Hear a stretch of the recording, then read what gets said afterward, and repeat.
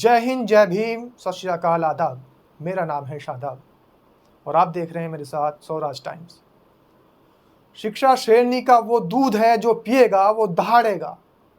बाबा साहेब भीमराव अंबेडकर ने शिक्षा के महत्व को लेकर ये वक्तव्य कहा था और उनके इसी वक्तव्य को लेकर बसपा सुप्रीमो बहन मायावती ने भी हमेशा इसी बात को आगे बढ़ाया है और शिक्षा क्षेत्र में ज़्यादा से ज़्यादा जोर दिया है।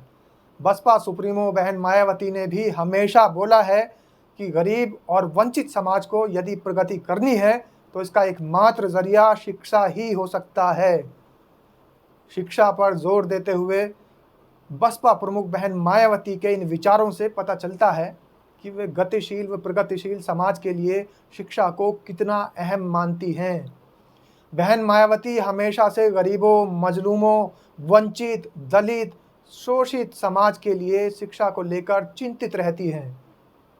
अब फिर उन्होंने सरकार को एक शिक्षा विरोधी फैसले पर जमकर प्रतिक्रिया दी है और हमला बोला है।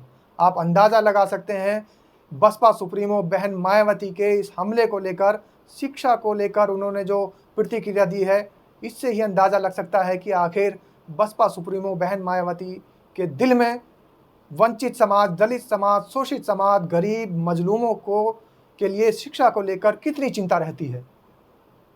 अभी फिलहाल उत्तर प्रदेश में 27,764 परिषदीय प्राथमिक और उच्च प्राथमिक स्कूल ऐसे हैं जहां 50 से भी कम छात्र हैं। इन स्कूलों को दूसरे स्कूलों के साथ विलय करने पर विचार हो रहा है। इनका विलय पंचायत के दूसरे स्कूलों या फिर आसपास के स्कूलों में कर दिया जाएगा। बड़ी बात है, साजिश हो रही है, लेकिन इस साजिश पर किसी राजनेता या किसी राजनीतिक पार्टी की नज़र नहीं गई। नज़र किसकी गई? बसपा सुप्रीमो बहन मायावती ने फिर इस पर नज़र डालते हुए तीखी प्रतिक्रिया दी है। मायावती ने कहा है कि यूपी सरकार द्वारा 50 से कम छात्रों वाले बदहाल 27,764 परिषदीय प्राथमिक और उच्च प्राथमिक विद्यालयों में ज़रूरी सुधार करके उन्हें बेहतर बनाने के उपाय करने चाहिए थे।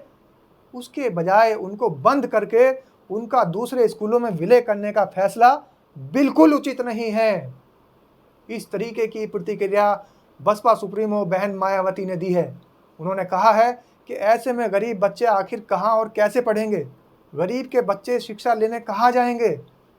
बसपा सुप्रीमो को गरीबों के, मजलूमों के, वंचित समाज के, शोषित समाज के, दलित समाज के बच्चों की यहाँ पर चिंता सता रही है। तभी उन्होंने ये आवाज़ उठाई है और बसपा सुप्रीमो ने आवाज़ उठाते कहा है कि यूपी और देश के अधिकतर राज्यों में खासकर प्राइमरी और सेकेंडरी शिक्षा का बहुत बुरा हाल है, जिस कारण गरीब परिवार के करोड़ों बच्चे, हजारों, सैकड़ों, लाखों नहीं, करोड़ों बच्चे अच्छी शिक्षा तो दूर, शिक्षा से ही लगातार वंचित हैं। किसी भी तरीके की शिक्षा उनको मिल ही नहीं रही है। बल्कि उन्होंने कहा है कि उड़ीसा सरकार द्वारा भी कम छात्रों वाले स्कूलों को बंद करने का जो फैसला था वो भी अनुचित था। निशाना साधते हुए बसपा सुप्रीमो मायावती ने सरकारों को इसी प्रकार की गरीब जन विरोधी नीतियों का परिणाम है, ऐसा कहा है कि ये जो सब कुछ चल रहा है ये सब जन विरोधी है। गरीबों के खिलाफ षड्यंत्र रचा जा रहा है।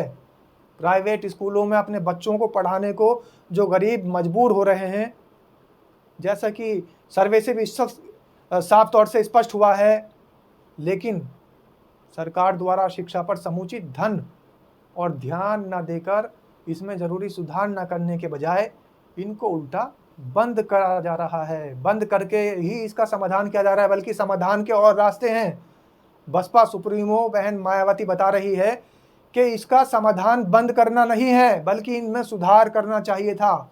आज स्कूलों की स्थिति इतनी ख़राब हो गई है कि उसमें बच्चे पढ़ने नहीं आ रहे हैं, तो इसमें जिम्मेदार कौन है?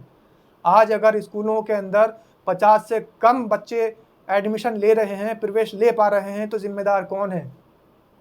खराब शिक्षा व्यवस्था।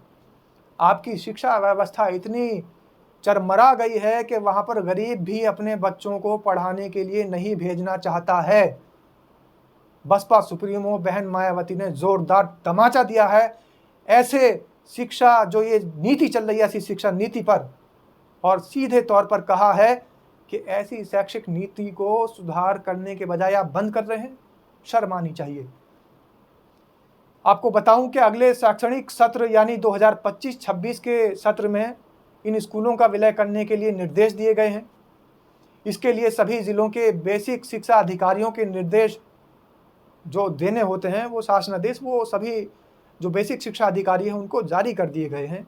13 या 14 नवंबर को बैठक कर ऐसे स्कूलों की सूची तैयार की जाएगी और निर्देश में ये भी कहा गया है कि पास के किस स्कूल में इसका विलय करना ठीक रहेगा, इसके लिए रिपोर्ट भी तैयार की जा रही है।